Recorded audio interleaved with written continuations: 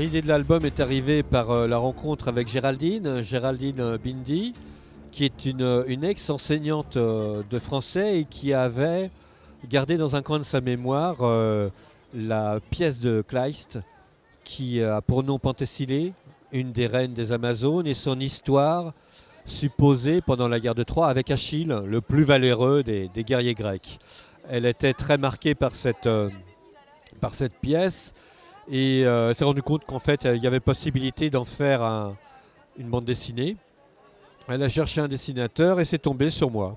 Mais oui, évidemment, moi ça a évoqué de formidables images. J'ai imaginé que ces filles étaient des combattantes à cheval et des archères exceptionnelles, qu'elles aimaient en découdre avec les hommes et que pour des raisons X, elles leur en voulaient. Donc il y avait une possibilité, un champ possible pour le dessin et je me suis rendu compte avec la densité du scénario de Géraldine qu'il y avait une vraie histoire à part entière. Alors moi je me suis référé à ces petits groupes d'halogènes, les Amérindiens qui vivaient en adéquation, enfin en osmose avec un milieu naturel plus ou moins hostile, qui devait s'adapter. Et là, en l'occurrence, ces Amazones vivent au sein d'une forêt protégées par la déesse Artémis, donc elles sont censées être les filles. Et elles vivent à ce moment-là au contact de la nature, profitant des bienfaits pour leur nourriture, leur habillement, etc., etc. J'ai dessiné la nature en observant beaucoup, puisque je suis un dessinateur réaliste et plutôt même contemplatif. Il se trouve que j'habite au sein d'une forêt, près de Lyon. Donc j'ai la doc à portée de regard. Hein, et quand je sors de la maison, en une minute, je suis dans une vraie forêt. Pas une forêt, pas trois bosquets, hein, vraiment dans une forêt. Et je me suis simplement attaché à rendre l'ombre et la lumière et puis aussi la surdimension de ces troncs d'arbres, de ces branches, de ces frondaisons, de tout ce que l'appareil végétal propose. Et j'ai aussi essayé de rendre la forêt comme un personnage. Les décors pour moi sont comme des personnages, rassurants ou inquiétants, neutres ou très très présents. Enfin, essayer de les mettre en scène. Le fait d'aquareller et de travailler avec le brunois, c'est-à-dire de finalement essayer de mettre une couleur, mais qui ne soit pas non plus la couleur, qui ne m'embarque pas dans des difficultés de mise en couleur absolument, absolument compliquées pour un volume de pages pareil. L'activation du brunois, c'est m'est venu comme ça un soir où j'ai eu je me suis rappelé de techniques que j'utilisais quand j'étais adolescent. Ensuite, comme il s'agit de faire de la bande dessinée et que je n'aime pas les bandes dessinées complètement illustratives qui sont presque comme des suites d'illustrations et que je ne voulais pas m'épuiser à mettre en volume évidemment chaque case, j'ai imaginé un mix entre ce traité aquarellé pour des premiers plans, à certains endroits et aussi du trait avec des feutres bistres qui rappellent carrément la bande dessinée, l'essence même de la bande dessinée, c'est-à-dire un trait éclairé, c'est un petit peu le trait d'un RG, quoi, une ligne claire, quoi. J'ai eu l'impression que c'est la recherche plutôt d'une cohérence. À partir du moment où j'adopte un traité et que j'ai des objectifs, rendre la peau des filles. Si je fais un dessin tout blanc, ça va être moyen. Si je commence à mettre des hachures, c'est impossible. Si je mets ça en couleur, je suis embarqué pour 10 ans de travail, etc., etc. C'est-à-dire les obligations m'amènent à une solution pérenne, plus simple.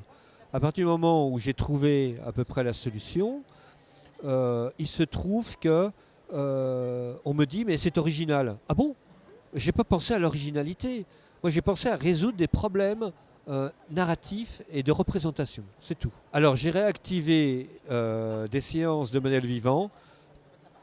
J'ai commencé à faire du modèle vivant, je devais avoir 14 ou 15 ans. Donc dans ma banlieue lointaine, là, dans le 9-3,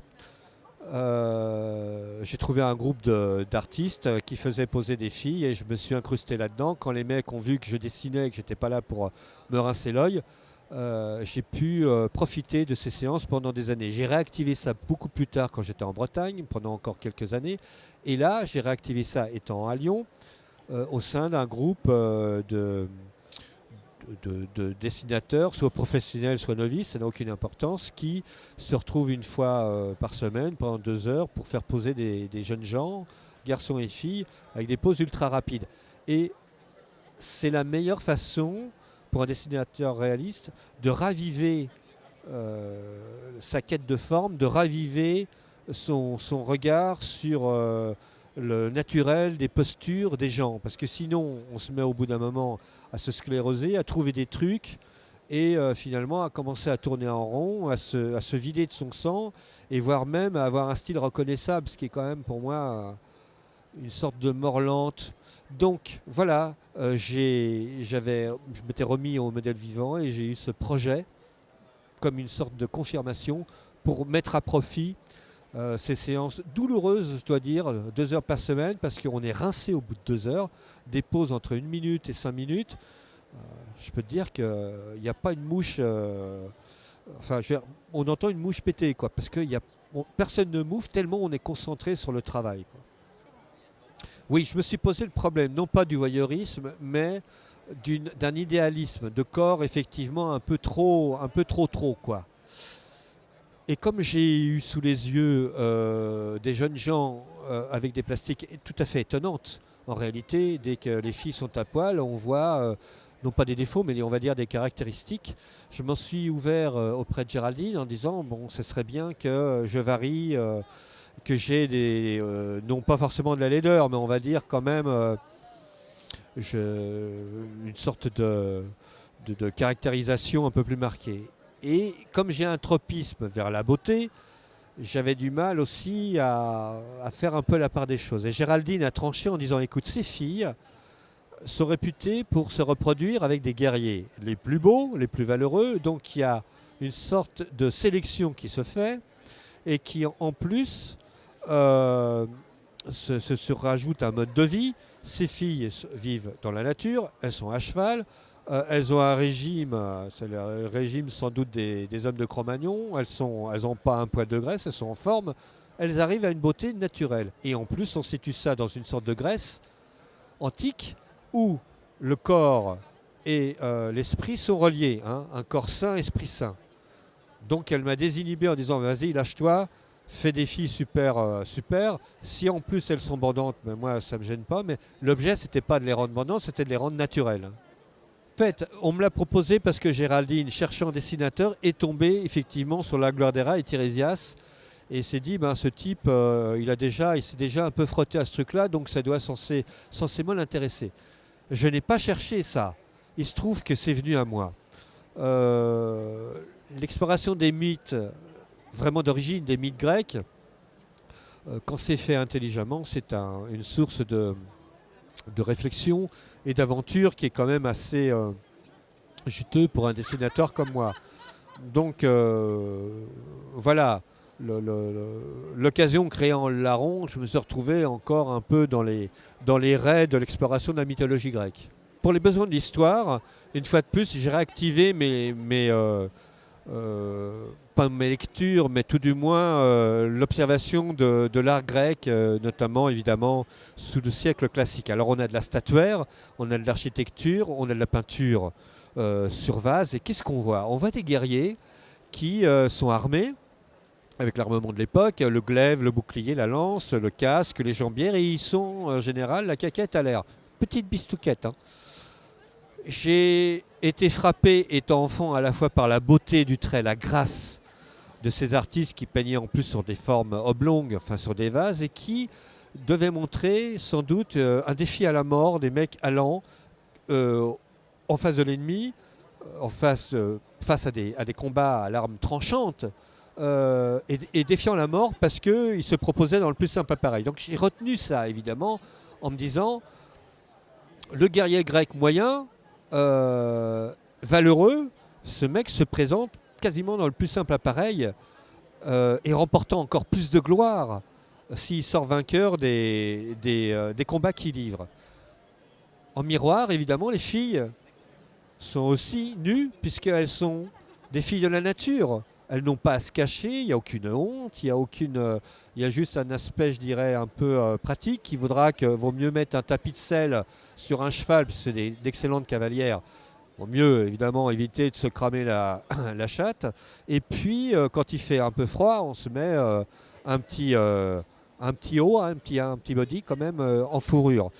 Sinon, voilà, le naturel après l'emporte. Ces garçons vont au combat ou luttent entre eux ou vont faire des choses absolument triviales. Ils sont dans le plus sympa pareil, les filles c'est pareil. On oublie au bout d'un moment la notion de le côté sexuel que pourrait proposer un cornou au profit simplement de la beauté et du naturel de ce dont on est fait, quoi.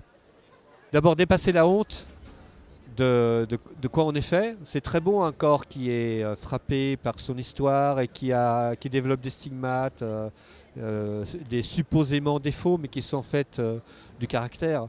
Et puis c'est très émouvant. Voilà, ça nous parle. Je veux dire, il n'y a pas besoin de parler, il n'y a pas besoin d'argumenter, il n'y a pas besoin d'avoir, je veux dire, d'avoir prise sur l'autre. On est tous faits pareil, et pour la plupart. Et je trouve ça d'une harmonie qui me touche. C'est aussi beau que voir évoluer un chat ou un chien, quoi.